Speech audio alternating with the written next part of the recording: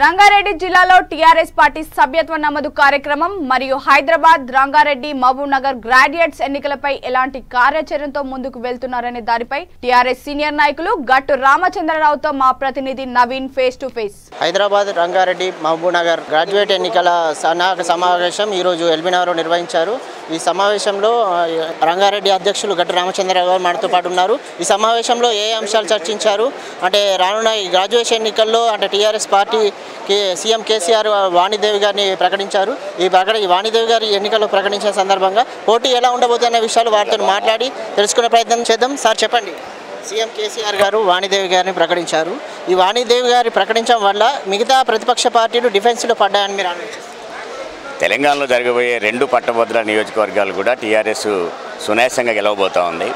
ప్రధానంగా హైదరాబాద్ రంగారెడ్డి మహబూబ్ నగర్ జిల్లాలకు సంబంధించిన అభ్యర్థి వాణి గారు ఎవరైతే ఉన్నారో ఆ విషయాల్లో కేసీఆర్ గారి ప్రకటనని ప్రజలందరూ స్వాగతించారు. ప్రతిపక్షాలు ఖచ్చితంగా డిఫెన్స్లో పడ్డాయి. ఎందుకంటే కాంగ్రెస్ పార్టీకి ఏం చెప్పాలో అర్థం కావట్లేదు. బీజేపీకి తెలంగాణలో ఏకైక ప్రధానమంత్రి దేశాన్ని ఒక రకంగా కొలికి తెచ్చిన ఒక ప్రధానమంత్రి కూతురు కదా అనే ఒక రకంలో వాళ్ళు ఏం చెప్పలేని స్థితిలో పడ్డారు. గ్రాడ్యుయేట్స్ కూడా ఇలా ఆలోచనలో పడ్డారు. పార్టీ పరంగా చూసినా ఇలా టీఆర్ఎస్కే ఓటేయాల్సిన అవసరం ఉంది. అభ్యర్థి పరంగా చూసినా టీఆర్ఎస్కే ఓటేసే అవకాశాలు ఉన్నాయి. లేదు ఈ తెలంగాణ తెచ్చిన ఒక కేసీఆర్ గారు తెచ్చిన విషయాన్ని కేసీఆర్ గారు దృష్టిలో పెట్టుకున్నా కూడా వాణి గారికి ఓటేయాల్సిన అవసరం ఉంది. ప్రతిపక్షాలు ఇప్పటికైనా ఒక పొరపాటు చేసిన ఏంటంటే ఆమెకు ఏకగ్రహం ఇచ్చుంటే బాగుండేది. ప్రధానమంత్రిగా తెలంగాణ నుంచి ఒక ప్రధానమంత్రి చేసిన పివి నరసింహారావుని అత్యున్నత విద్యావంతుడు, ప్రపంచ దేశాల్లో ప్రఖ్యాతి సంపాదించిన ఒక నాయకుని కూతురు పోటీ చేస్తుంది కాబట్టి ఆ రోజు నంద్యాలలో ఆయన పోటీ చేసినప్పుడు ఎట్టయితే ఏకగ్రహానికి అవకాశం ఇచ్చారో ఈ రోజు కూడా అలా అవకాశం ఇచ్చామని ఏకగ్రహంగా చేస్తుంటే వాళ్ళకు కూడా గౌరవం మిగిలేది. అది వాళ్ళకే నష్టం తప్ప మరొకటి కాదు. వాణి గారు బ్రహ్మాండమైన మెజార్టీతో గెలవబోతోంది. ప్రతి కార్యకర్త కూడా కసిగా పనిచేస్తారు, వాణి గారిని గెలిపిస్తారు. ప్రతిపక్షాలు ఆరోపిస్తున్నాయి ఏంటంటే వాణిదేవి గారిని అంటే ఓడిపోయే సీట్లో ఇచ్చారు. అంటే ఎన్నికల్లో టీఆర్ఎస్ పార్టీ అంటే గెలుపు కాకుండా ఓడిపోతుందని తెలిసి ఒకవేళ టీఆర్ఎస్ పార్టీ ఓడిపోతే వాణిదేవి గారు కానీ పీవీ కుటుంబం పైన ఆరోపణలు వస్తాయనే ఉద్దేశంతో చేస్తున్నారని వాళ్ళు ఆరోపిస్తారు. మరి ఎందుకు ఓడగొట్టాలి? గెలిపేయమనండి వాళ్ళని. కానీ ఓడిపోయే సీట్ ఏంటి వాళ్ళు గాలు కూడా కలిపి ఏకగ్రహం చేసేసి గెలిపిస్తే పోద్ది కదా. నేను అనే పాయింట్ ఏంటంటే కాంగ్రెస్ పార్టీ పీవీ గారిని ఓన్ చేసుకోవాలి. ఎప్పుడు ఓన్ చేసుకుంది? కాష్టంలో కాలినప్పుడు ఓన్ చేసుకోలేదు. ఓ ప్రత్యేకంగా ఘాటు కట్టాల్సినప్పుడు ఓన్ చేసుకోలేదు. ఈవెన్ వెంకటస్వామి గారిని కూడా ఓన్ చేసుకోలేదు. వెంకటస్వామి గారి విగ్రహాన్ని కూడా ఇవాళ ట్యాంక్ బండ్ మీద పెట్టింది కేసీఆర్ తప్ప కాంగ్రెస్ వాళ్ళు కాదు.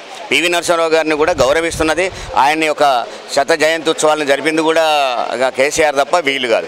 కాంగ్రెస్ పార్టీకి పీవీ గారి పేరెత్తే అర్హత కూడా లేదు. నిజంగా కాంగ్రెస్ పార్టీ కార్యకర్త అనేవాళ్ళ కాంగ్రెస్ పార్టీని ఏరియాని గౌరవించరు. కాంగ్రెస్ వాళ్ళు కూడా ఇవాళ వాణి గారికి ఓటైపోతూ ఉన్నారు. బీజేపీ కేడర్ కూడా బీజేపీ వాళ్ళు ఏంటండి ఏదన్నా ప్రజా సమస్యల కోసం మారేవాళ్ళు కాదు. వాళ్ళకి ఏం చేయాలి? సమాజంలో 2 వర్గాలు ఉండాలి, వాళ్ళు కొట్లాడ పెట్టాలి, దాన్ని తీసుకోవాలి, ఓట్లు వేయించుకోవాలి. వాళ్ళు ఎంతవరకు క్రిస్టియన్, హిందువులు ముస్లింలు ఈ పదాలు తప్ప ప్రజలు వాళ్ళకి ఏం కావాలి? సూటికి ఒక ప్రశ్న వేయండి. తెలంగాణ బీజేపీ కమిటీ ఎప్పుడైనా తెలంగాణ కోసం ఇది కావాలని అడిగారా? అది కేంద్రాన్ని అడిగారా? రాష్ట్రాన్ని అడిగారా? ఎంతవరకు ఏడ గోల పెట్టాలి, ఓ గోల్లో ఫలితం పొందాలి. కాబట్టి సమాజానికి చేటు తెచ్చే పార్టీ బీజేపీ కాబట్టి ప్రజలు అర్థం చేసుకుంటున్నారు. ప్రధానంగా గ్రాడ్యుయేట్స్ అర్థం చేసుకుంటారు. బీజేపీని దరిదాపులకు కూడా రానియరు.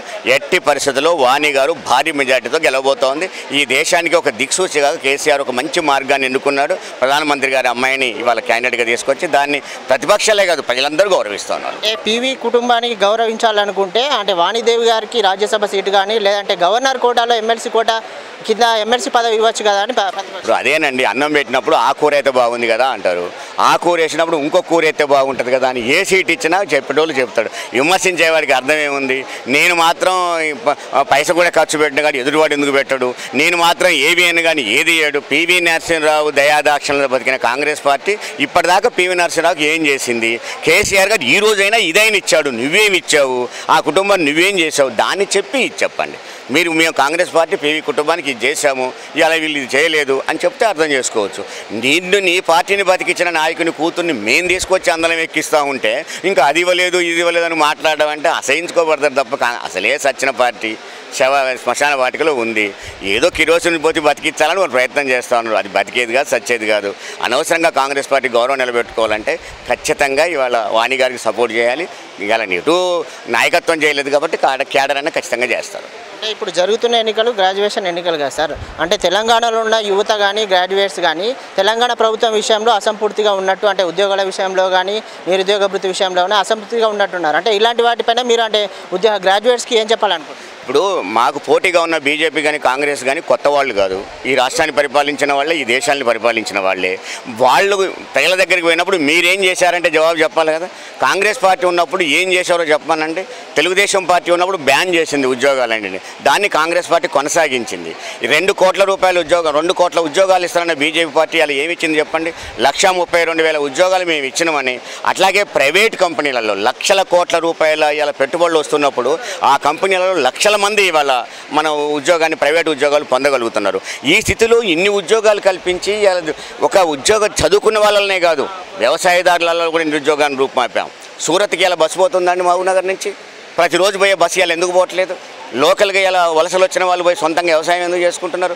అంటే వ్యవసాయ రంగంలో ప్రతి రంగంలో కూడా నిరుద్యోగాన్ని ఖచ్చితంగా రూపుమాపిన చరిత్ర కేసీఆర్ తప్ప మరొకటి కాదు. ఖచ్చితంగా ఉద్యోగాలు ఇచ్చాం, ప్రజలకు మా మీద నమ్మకం ఉంది. వాళ్ళు ఖచ్చితంగా తప్పుడు ప్రచారాలు చేస్తారు. ఏమి ఇచ్చారో చెప్పండి, ఏం చెప్తారు ఇక్కడ? తప్పుడు ప్రచారం చేసిన వాడిని, కావాలని మోసం చేసే వాళ్ళని ఏం చెప్తారు? బీజేపీ కాంగ్రెస్లు చేసిన మోసాన్ని తెలంగాణ ప్రజలు అర్థం చేసుకుంటారు. వచ్చిన తెలంగాణని విచ్ఛిన్నం చేసే ఏ చర్యని టీఆర్ఎస్ పార్టీ కాపాడదు. టీఆర్ఎస్ పార్టీ వాళ్ళ రాష్ట్రానికి రక్షణ, తెలంగాణకు రక్ష.